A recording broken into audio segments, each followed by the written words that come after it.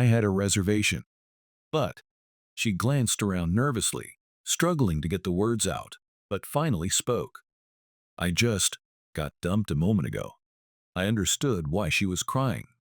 I made a reservation, so I thought, at the very least, we could still have dinner together one last time. I've been trying to reach him, but he's not answering at all. Maybe I just have to cancel. I really wanted to eat here, but coming alone is. Her trembling voice was heartbreaking. I spoke up without thinking. Would you like to join me for dinner? She looked at me in surprise at my suggestion. My name is Chris. I am 38 years old. I was on my way to a restaurant for work. It was already dark out, and on top of that, it was raining. I felt the hems of my suit pants getting a little wet, which put me in a slightly foul mood as I hurried my steps, finally arriving at my destination, and was a bit surprised. There was a woman standing under the eaves of a high-end restaurant, holding her phone in one hand, and tears were streaming down her cheeks. I wondered if something had happened. I hesitated about whether to say something, but decided to go ahead and speak to her. If someone is crying in front of the restaurant, it might make it hard for other customers to come in. Um, is something wrong? I tried to keep my expression as gentle as possible and spoke to her. She jumped a little and looked up at me nervously. She was a beautiful woman with big eyes glistening with tears and charming, full lips. Although her cheeks were wet with tears, her makeup didn't seem ruined, so I figured she must have been wearing a very natural look to begin with. She was dressed in a modest beige dress, which suited her natural style perfectly. After looking at me for a moment, she quickly looked away. Oh, I'm sorry for being in the way here. Saying that, she hurried to leave, stepping out into the rain without even opening an umbrella. I quickly called out to stop her. Aren't you here for this restaurant? At my question, she stopped in her tracks. I had a reservation. But she glanced around nervously, struggling to get the words out, but finally spoke. I just got dumped a moment ago. I understood why she was crying. I made a reservation, so I thought at least we could have dinner together one last time. I've been trying to reach him, but he's not answering at all. Maybe I just have to cancel. I really wanted to eat here, but coming alone to such a fancy restaurant is just. Her trembling voice was heartbreaking. I spoke up without thinking. Would you like to join me for dinner? She looked at me in surprise at my suggestion. What? I gave her a big smile. I was actually looking for a place to grab dinner, just wandering around. Since there's now a free seat at such a nice restaurant, I'd love to give it a try. She eyed me with some suspicion as I continued to come up with reasons. And I just got dumped by my girlfriend recently too. So if possible, I'd like someone in the same boat to listen to me too. When I said that, her eyes opened wide in surprise. Is that so? I scratched my head awkwardly. It's a bit embarrassing, but my name is Chris, and you are? Now that she knew we were in similar situations, she lowered her guard a little and introduced herself. My name is Michelle. I smiled and started walking toward the restaurant. Michelle, right? What do you say? Shall we go in? When I asked again, Michelle hesitated. As I tilted my head, she blushed and murmured, Is my outfit strange? I mean, I feel like it isn't really appropriate for this restaurant. I looked at her, surprised. Not at all. I think your dress looks lovely, I said honestly. Hearing my sincere opinion, Michelle looked at me hopefully. Really? You're not just saying that? Seeing how serious she was, I realized something. Did the person who just broke up with you say something like that to you? Apparently, I had guessed, right? Michelle nodded, trembling. He said I wasn't suited for a fancy restaurant like this, that I looked cheap. And yes, everyone inside does look really well dressed. I started wondering if I was out of place. I shook my head firmly and gently urged her forward. Michelle, you look absolutely beautiful. If that's the only thing holding you back, you have nothing to worry about. Come on, let's go inside. With that, I escorted Michelle into the restaurant. She seemed easily persuaded, so she followed me without protest. When Michelle gave her name for the reservation, the staff led us to our table. There was a slight stir in the atmosphere as we entered, but as expected of such an elegant restaurant, the mood quickly settled back to normal. Michelle, completely unaware of any of it, took her seat as usual. We ordered some wine and toasted. Then Michelle gave me a brief summary of what had just happened. It turned out she and her ex had only met recently, and their first meeting was at a mixer she had been dragged to. She had planned to leave after about an hour, since she was just there to even out the numbers, but one very pushy man, her ex, had insisted she stay. Though I thought Michelle was very attractive, she seemed to be shy and reserved when it came to romance. He was persistent, and that persistence eventually won her over, so they started dating. For their first date, Michelle was the one to choose the place. Not really knowing what to do, she decided to splurge and booked a fancy restaurant she had always wanted to try. She told her ex the name of the restaurant, and he showed up in a nice shirt and pants, a much neater look than what he had worn at the group date, which she had found charming. But the next moment, she heard something unbelievable. "I don't want to go into a high-end restaurant with a cheap-looking woman like you." Her ex, glancing nervously through the glass walls, frowned and compared the guests inside with Michelle. It's true some people inside were wearing evening gowns, but Michelle's dress was certainly not out of line with the dress code. In fact, it was clean and gave a very good impression. I gave a wry smile. I didn't see her ex, so I can't say for sure. But maybe he lost his nerve. Michelle tilted her head, puzzled. "Almost all the men inside are wearing suits. I bet he wasn't, right?" Michelle nodded. After she told him the name of the restaurant, he might have tried to dress up a little, thinking there would be a certain dress code. But wearing just a shirt and pants may have looked a bit plain in comparison to everyone else. He probably didn't want to admit he felt out of place, so he tried to blame it on you. That's pretty cowardly, if you ask me. I asked the server who brought our appetizers. "Excuse me, but would someone wearing just a shirt and pants be turned away here?" The server shook his head gently and smiled, saying he hoped people would feel welcome to enjoy themselves. "You may not want to speak badly about someone you once liked, but honestly, I don't think you and a man like that are a good match." Trying to keep my tone neutral, I said this, and Michelle looked down a bit. "I guess I just don't know how to pick men," she said. I smiled at her. People are always drawn to what they don't have. But it's good you found out early, right? With that, I picked up my fork and knife for the appetizer and smiled at her. "Now, let's forget about that guy and enjoy our meal."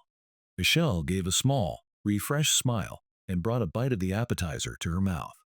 The way she moved was so graceful that I found myself staring at her, captivated. Suddenly, her whole face lit up. "This is delicious."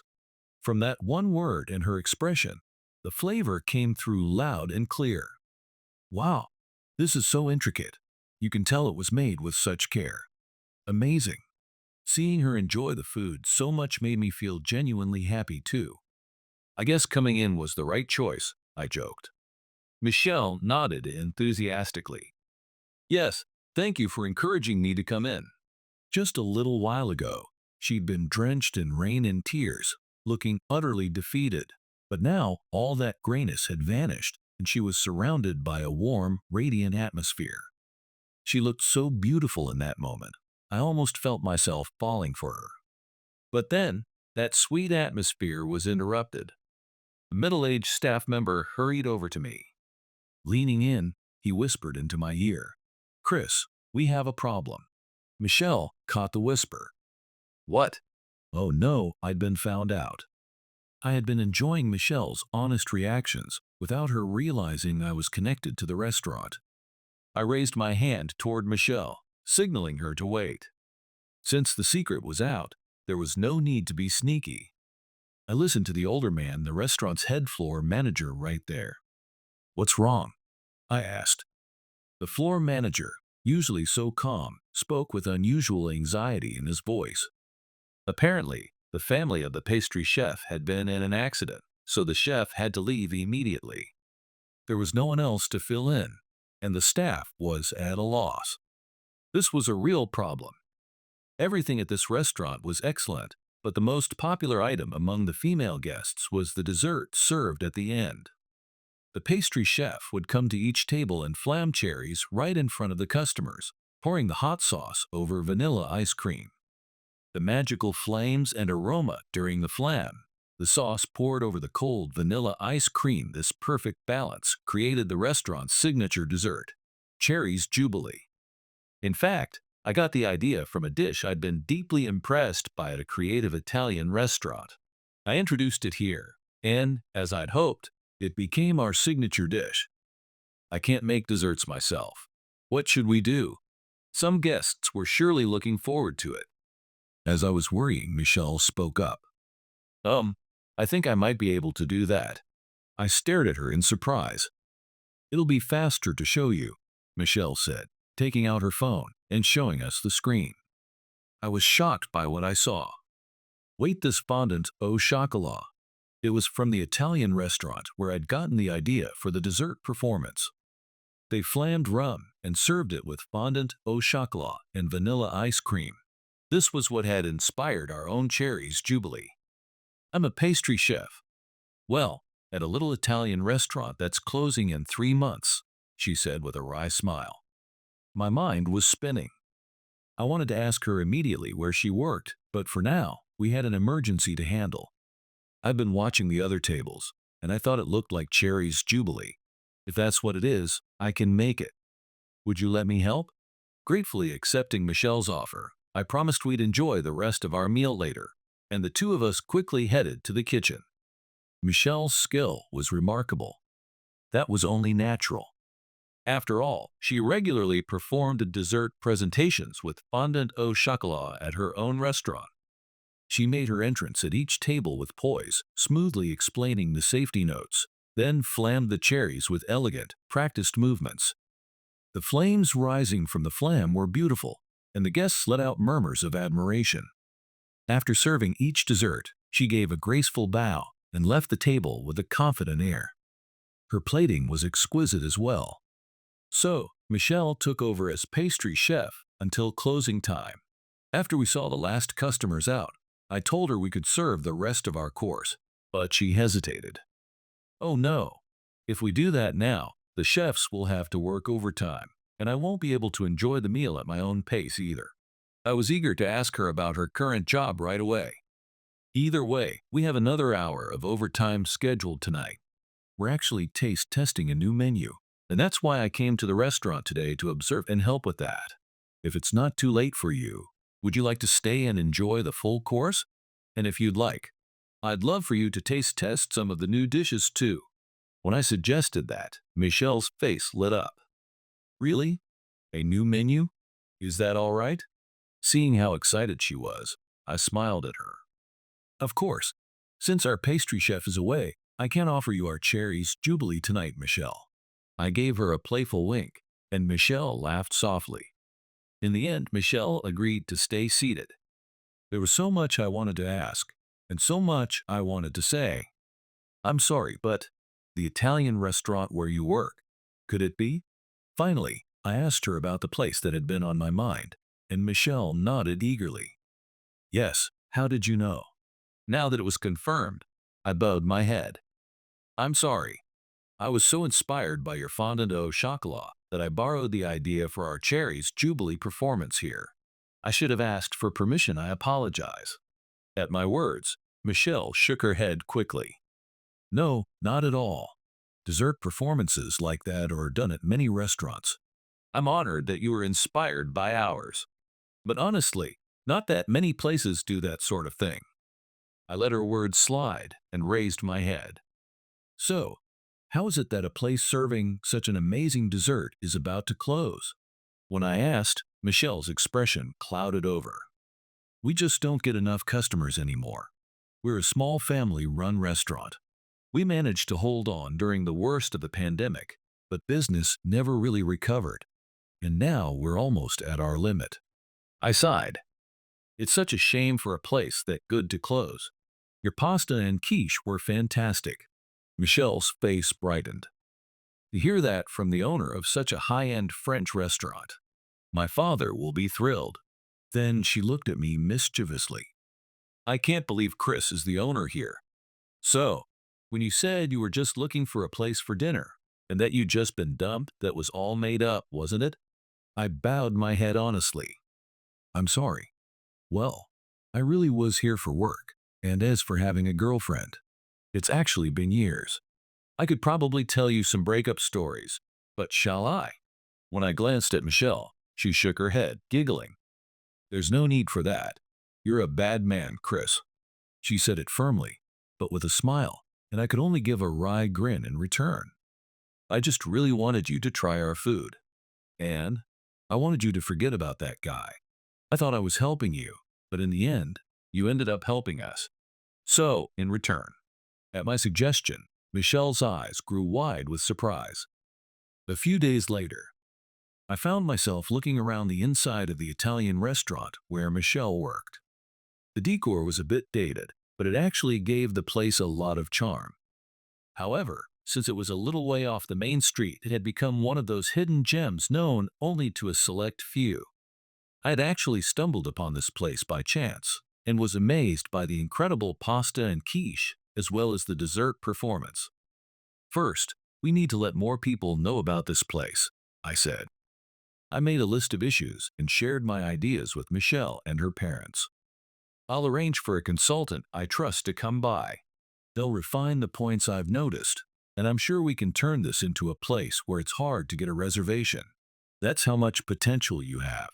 I spoke with confidence, but Michelle's family still looked worried. We're so grateful for how much you're thinking of us, but, well, to be honest, we just don't have the money to pay a consultant anymore. Michelle trailed off, and I smiled back at her. Oh, don't worry about that. I'll cover the cost myself. I said it matter-of-factly, and everyone's eyes went wide in surprise. We couldn't possibly accept that. I shook my head with a smile. I really want to help bring places like this back to life. Not just opening new restaurants, I've actually been hoping to get into this kind of work as well. Everyone looked a little skeptical, so I decided to share a bit about my background. Originally, I had been training to become a French chef. However, I found myself drawn to something even more interesting than cooking. That was restaurant production. At the restaurants where I trained, the owner chef was usually in charge of everything from management and the style of the restaurant to the decor and menu planning. But most people who want to be chefs are not interested in business strategy. When I noticed small issues here and there, I thought it was a waste, so I'd occasionally suggest improvements, carefully judging the chef's mood. Sometimes my ideas were accepted, sometimes not, but whenever they were, it definitely made things better. Each time I experienced that success, I felt more fulfillment in producing restaurants than in simply cooking. So, at age 30, I opened my own restaurant as owner, with my best friend as head chef. The place quickly became popular. With the money I earned there, I bought new properties and recruited talented chefs to open more restaurants. That's how I gradually increased the number of restaurants I manage now. I operate 7 locations in the area. Most of them are French, but from fine dining to casual spots, all are doing well so far. Of course, I can be blind to things on my own, so I hire several consultants to get different perspectives. After sharing my story, I smiled at Michelle. That's why, as the first step in expanding my business, I'd like you to let me help with this restaurant. Will you trust me with it? I spoke gently, and they accepted my offer. Several months later, the Italian restaurant, newly revived after a few months, gained a reputation as a hidden gem, with every table booked every night. One night, just before last order, I dropped by on a whim. Michelle's mother greeted me with a smile and led me inside. Any restaurant where you're welcomed with a smile, even just before closing, is sure to have great service and food. I'd already had dinner, so I ordered only the incredible quiche and a dessert. Just as I finished the quiche, Michelle appeared with dessert in hand. She performed a brand new dessert presentation right in front of me. This month's dessert was flammed pear. The pears, flammed in red wine, went perfectly with vanilla ice cream. At this Italian restaurant, the dessert changes every month, so even regulars want to come back again and again. That idea was a hit when they posted the next month's dessert on the website. Reservations would flood in immediately. It looks like things are going well. I smiled at Michelle after she finished her performance, and she gave me a polite bow. I owe everything to you, Chris. I truly cannot thank you enough. Her bright, radiant smile caught me off guard. With the taste of dessert still on my lips, I couldn't help thinking that kissing her now would be the sweetest kiss ever. I quickly shook the thought from my mind.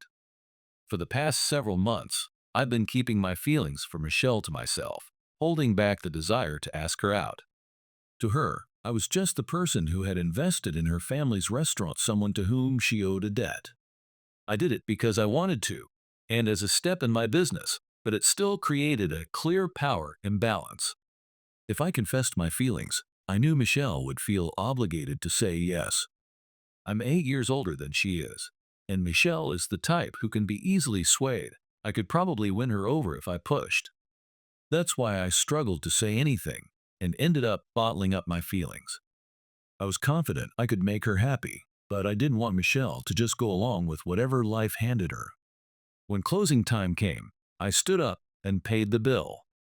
"I'll come again," I said with a bow and started to leave when she tugged gently at my sleeve. "Could you wait for me a little?" At her words, I nodded and stepped outside to wait. After a little while, Michelle appeared from the back door of the restaurant and beckoned me over, so I slipped into the narrow alley beside the building. "I'm sorry for calling you out to such a cramped spot. It's just, well," Michelle, who had invited me here, kept her head down, struggling for words. And then, all of a sudden, she blurted out a bombshell. "Chris, I love you." I stared at her in shock at this sudden confession from the woman I cared for. "I'm sorry. It's not that I expect anything to happen. It's just, you're wealthy and so sophisticated. I didn't think someone like me would ever even catch your eye. But if I kept it inside, I'd be too nervous all the time." Before Michelle could finish, I instinctively pulled her into a hug. "What?" She let out a surprised sound, and I hugged her even tighter. "Are you really okay with someone like me?"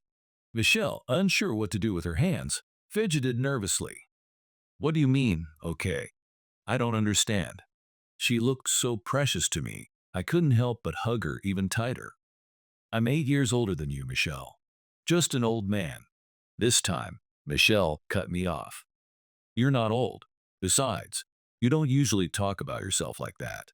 Her words caught me off guard, and I loosened my arms, looking at her. "Sorry. I guess I don't normally show that side of me. But around people I'm close to, I guess it slips out." I was a little surprised she noticed and that it mattered to her. Maybe I was trying to seem younger, even though I'm really not. Michelle looked at me with soft, affectionate eyes. "So, the fact that you cared about our age difference means you thought about me at least a little?" I nodded honestly. To be truthful, these past months, I've been making a real effort not to confess, just trying to keep my feelings in check. Michelle's eyes widened. "Why? Someone like me. Plain and nothing special." I couldn't help but laugh.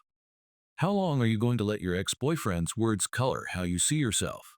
"That's not true at all." Michelle furrowed her brows. "He wasn't the only one. People have always called me plain." I tilted my head, puzzled. I had seen her in casual clothes a few times, and while they weren't flashy, they weren't plain either. Maybe it's because. Maybe it's because your features stand out, so if your clothes are more understated, it just makes the contrast more noticeable." Michelle blushed deeply. "My features stand out? No one's ever said that before." I gave a wry smile. "Really? Your eyes are big and bright. Your lips are so full and attractive. I think you're beautiful." And with that, I couldn't help but press a kiss to her inviting lips. As I thought, it really was the sweetest kiss. When I pulled away, Michelle's eyes were filled with tears, and she was trembling. I never thought I could say it first. "Thank you for confessing. I'll cherish you and make you happy for the rest of your life." Michelle hugged me tightly, and I hugged her back, holding her with all my strength. As I felt the softness of her embrace, my heart was overflowing with love. A few years have passed since then. Now I find myself in a room at the maternity ward, carefully holding a brand new little life in my arms, overwhelmed with happiness. A year ago, I married Michelle, who now smiles at me like a goddess. My son, thank you for being born, and Michelle, thank you for all your hard work. Michelle smiled. Chris, you're the one who made me a mom, she said. Hearing that made me feel a little shy. I thought back to when we first met. Back then, I hesitated about whether or not to approach you while you were crying.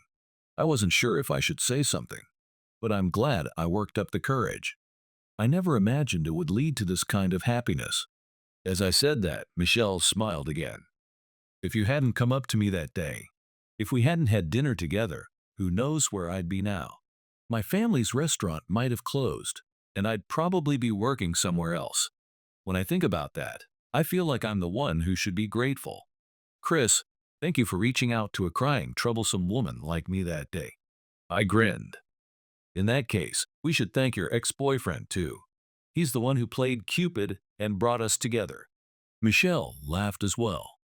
Now that I think about it, I have no idea why I ever liked someone like that, but I guess I should be grateful, right? If I hadn't fallen for someone like him, we never would have met. With that, both of us burst out laughing. Maybe startled by our laughter, our son, who had been sleeping, suddenly gave a little shiver. Oh, sorry. Did we surprise you? Maybe he was upset because I said something a bit mischievous. Still, that guy did hurt Michelle. Even though, thanks to him, I was able to marry her, I can't forgive what he did. I'm glad it was you, Michelle said softly. I smiled back at her. I'm glad I met you too, Michelle. I'm really happy. And together, we looked down at the son I was holding in my arms. He let out a big yawn, and we both shared a quiet laugh. I was overwhelmed with happiness.